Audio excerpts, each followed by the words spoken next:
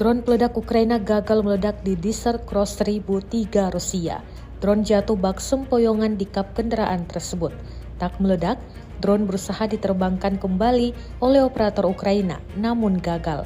Rekamannya beredar di Telegram pada Kamis 26 September 2024. Dalam keterangan unggahan disebutkan, pejuang Rusia beruntung usai drone FPV Ukraina yang menabrak kendaraan segala medan Desert Cross 1003 dalam perjalanan menuju sasaran gagal meledak.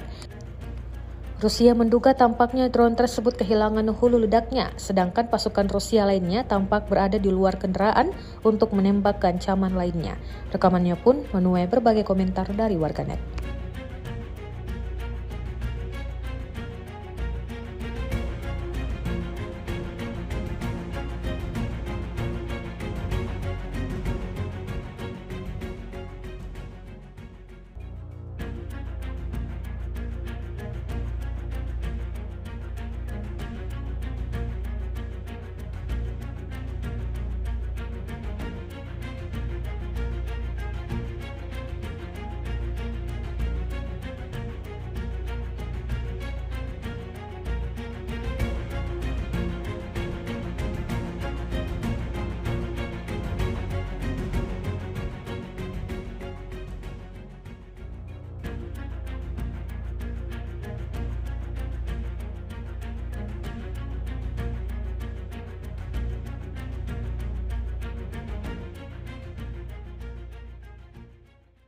Download Tribun X sekarang, menghadirkan lokal menjadi Indonesia.